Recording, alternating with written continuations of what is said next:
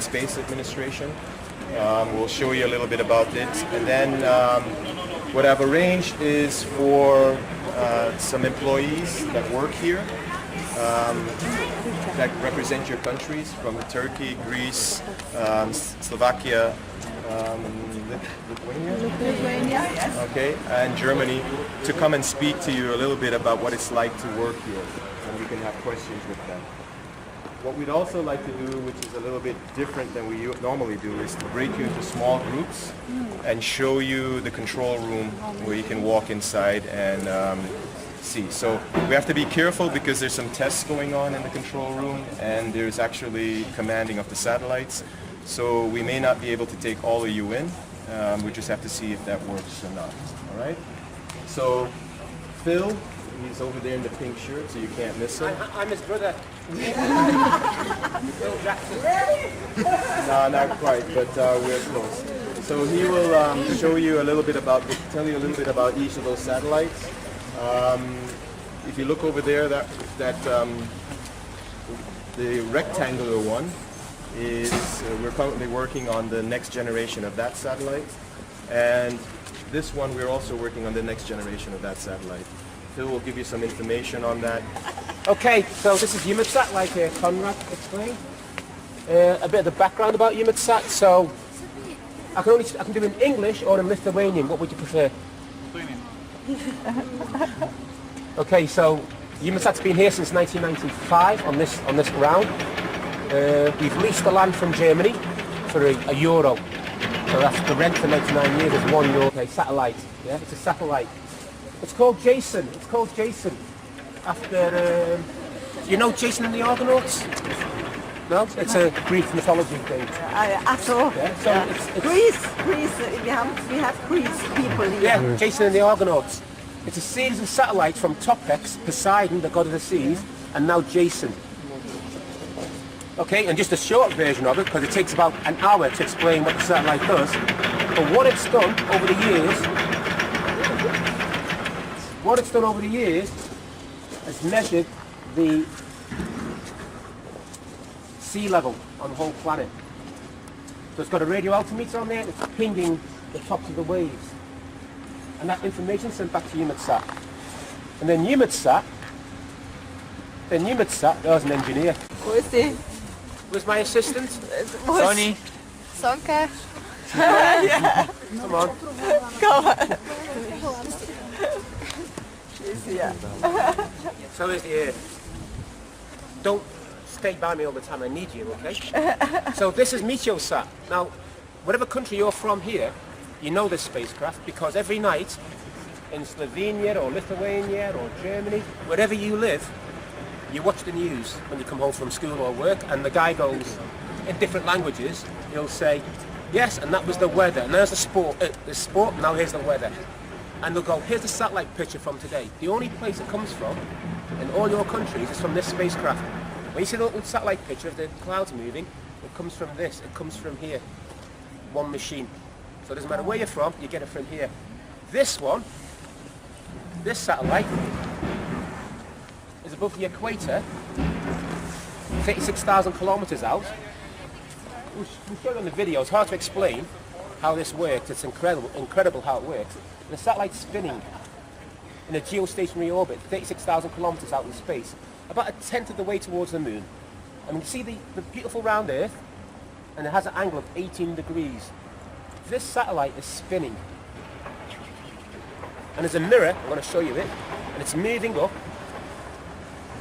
scanning the Earth in 12 channels. Now here's a number. If I'm the satellite and I'm spinning at 100 revolutions a minute, 4 tons, which is 1 ton more than I actually weigh, I spin around, I take a line through the Earth, and I send it to the control center. It's processed. We'll talk about that later. I keep spinning. Half a second later, I see the Earth again. I take the next line. And each time the mirror that takes the line is moving up. We see the Earth in the control center. One of these lines, through her head, one of these lines is sampled in 30 milliseconds. So it's going every 30 milliseconds. 30 milliseconds. Ukrainians. Ukrainians. Oh. I like the Ukrainians. Everybody loves them. They're the fun guys in Eumetsat. 30 milliseconds is 10 times faster than you can blink. So you blink as fast, it's 10 times faster than that. You're blinking at 300 to 500 milliseconds. And we take a sample of the ears at 30 milliseconds. So we're going chink, chink, chink every 30 milliseconds. The mirror,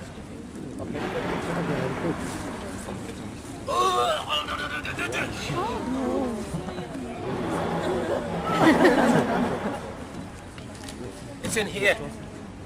This isn't on the satellite in space. This petrol coming out. That isn't on the satellite in space. On the outside are solar panels. The black thing on the top is an antenna to receive commands from us. And the little cups on the side, they're engines. We can move the satellite anywhere we like, or spin it faster or slower, if we need to. But normally we don't. So tonight when you see the TV in the hotel or wherever you're staying, and it's show the satellite picture, you know it's from here. Nowhere else in the world, just from here. So, we've got two of these, and these satellites, they're at 760 kilometers of height, but they're in a polar orbit from the South Pole, don't move, over the North Pole, back to the South Pole again. This spacecraft takes about 110 minutes to go around the Earth. As the Earth's rotating, it's going around the Earth. 110 minutes to go once around the Earth. This spacecraft, you can see it without using binoculars when it flies over. It's 4 tons, and this big silver thing it's upside down, right? The instruments are pointing towards the ground. This big silver thing on top of it helps you to see it without using binoculars. You see it flying over, and you know it's not a plane because it's going so fast. It'll take 10 minutes to go from horizon to horizon. It's so fast. And so we've got 2 of them. And in the video, let's explain better how it works. It's got 12 instruments on board. I don't know what they all do. So I'll talk about my favourite instrument. Oh no, I've got 2 favourite instruments. The big... Your instruments, your piano. So, this big Y-shaped thing, does everybody know who Mark Wahlberg is? Marky Mark? Yeah? Mark Wahlberg, Marky Mark. He's like does the boxing movies and stuff. He's an action hero.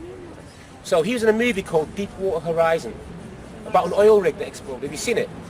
It was for Marky Mark, we'd be ruined. Marky Mark saved us. So what this satellite does, the big silver thing, it's a radar. And it sends radar pulses out over the oceans. And you're thinking, great, so what that does is we can measure from the radar pulse, we get the reflection back off the ocean. You know the waves that reflects back. And from that we can tell the sea surface wind speed, not the speed of the wind in the sky, but actually on the surface of the earth, which most people didn't care about until Marky Mark's oil rig exploded and spilled out gallons of oil from Deepwater Horizon into the Gulf of Mexico. So every time we flew over the Gulf of Mexico, our servers would get a big hit because everybody on the planet wanted to know what that oil is going to do. So that's a scatterometer it's called, and that's what it does. When it flies over the land, not over the ocean, when it flies over the land like here, it can measure the rate at which the ground is drying out. So there's moisture in the ground and it's coming out. We can measure that using that instrument. We can measure the atmosphere from the very top of the atmosphere all the way down to the bottom. The pressure, humidity, temperature, everything. We measure everything with this. Does anybody here like animals? Animals? One of the things the French do, the French, the Americans and the Russians, they've got a project called Argos. We have an Argos transponder on board. And what it does, what they've done, about a bit under 10,000 animals in the Arctic and Antarctic have been tagged. We put antennas on them. So, it'll be like a little aerial and we'll just stick it on the animal's head using epoxy resin. And we track where the animal's going. Because animals could be doing weather and climate's a big thing, and animals react to climate change and detect it sometimes better than the scientists do. So there's a bird, like a bird like that flies every October from Siberia to the United Kingdom. In October, it just migrates. Then once, a couple of years ago, it was spotted in London in September, earlier than normal. Why is that? Why is this animal's habits changed? So that's what we do here. We tag the animals. Sharks. In the olden days, before, you know, us, you'd get a harpoon gun and you see the shark and you fire the harpoon and hit it in the fin and you track it that way. So what we do now is we get the shark, well, not me personally, these people, they knock the shark out with drugs, you know, right, you know. They bring the shark on the boat and they put a little antenna, it weighs about 9 grams.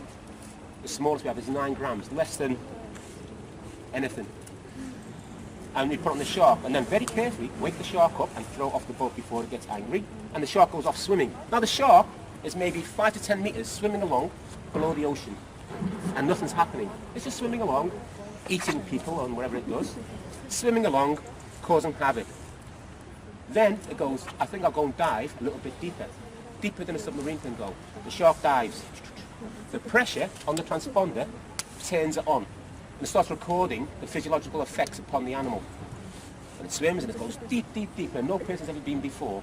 And we can measure things down there where we can't normally go to. Then the sharks did whatever it does down there, who knows? It comes back up.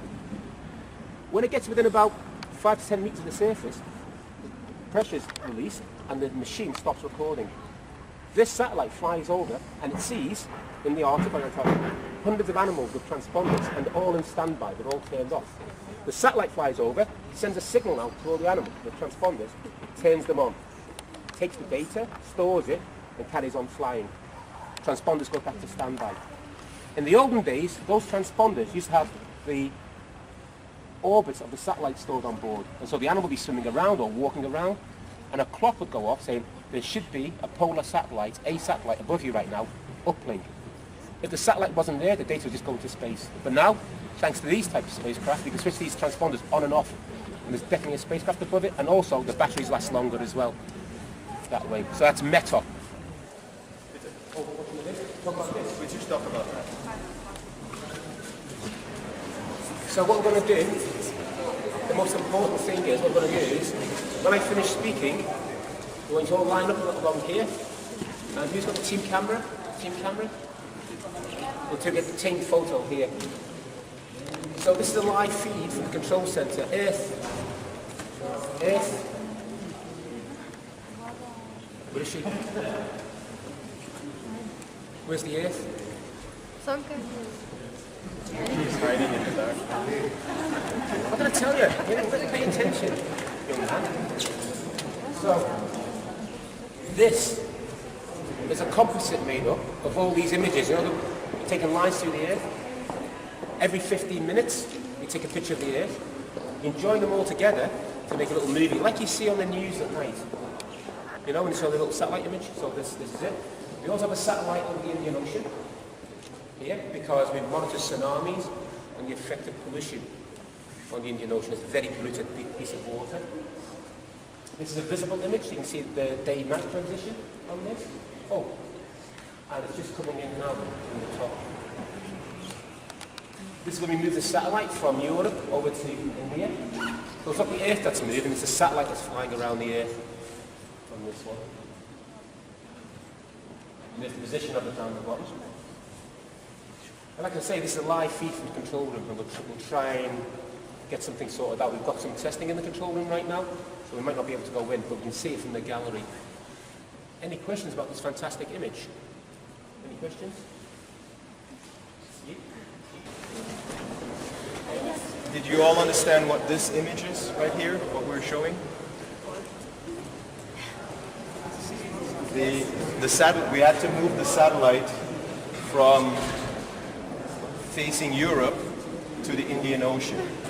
So what you're seeing is the exact time from when it started to when we moved it to the position that we wanted it to be. Okay, the Earth isn't moving, it's the satellite that was moving. This are showing clouds, the dust particles inside of the clouds as they're moving around the Earth. Okay, so this is basically dust. Sometimes in winter you heard of the winds that come off the Sahara. Okay, you can also see it sometimes in these images as they go up towards Europe. Each of the colors means that it's a different type of dust or type of chemical composition that you have. Okay? That you have material. And this is moving with the air mass that we have. The next image that comes up will be the air mass image.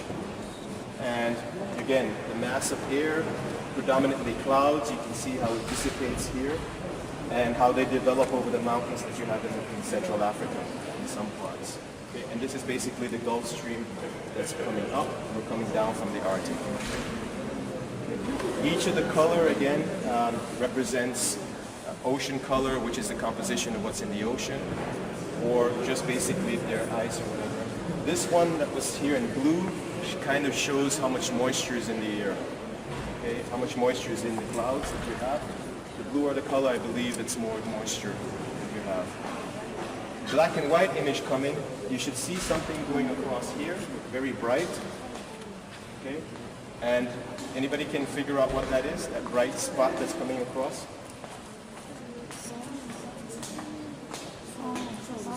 The sun, basically, reflecting on the clouds as they move across here.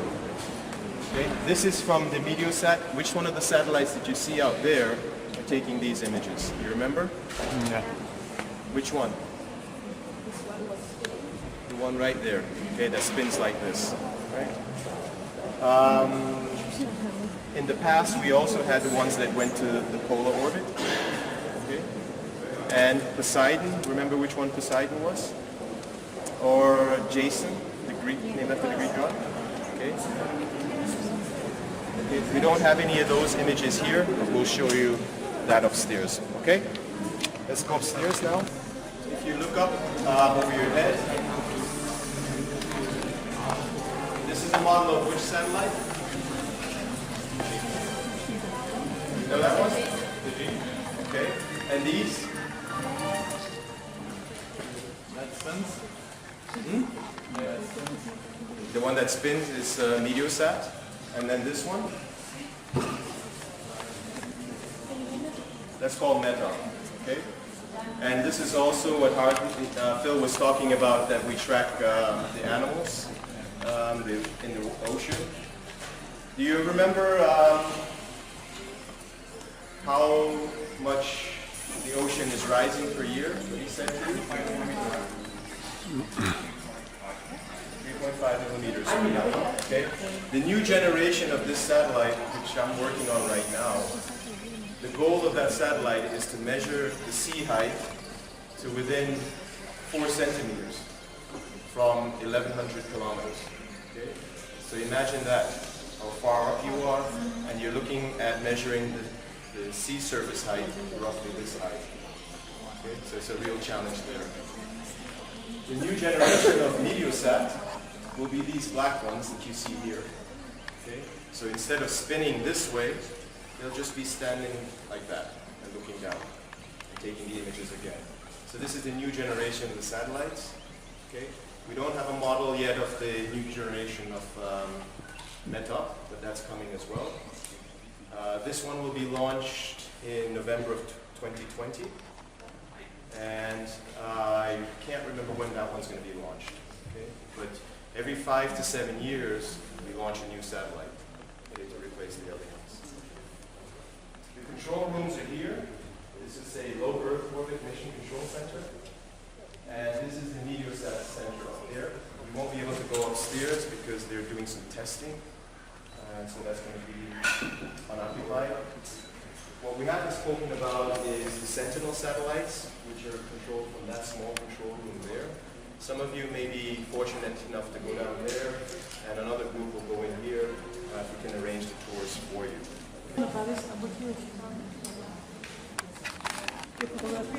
So downstairs is the low Earth orbit or polar satellites. You can't see much from here, but we'll take you down to have a look. Over there is the geostationary spacecraft. These ones are controlled from in there.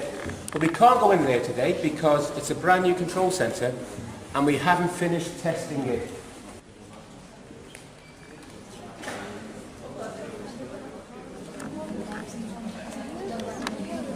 It's off. The satellite comes out goes to space, but the first stage comes back to Earth and lands. Have you ever seen it? So last year we launched one of these, and this is what happened. It's pretty good.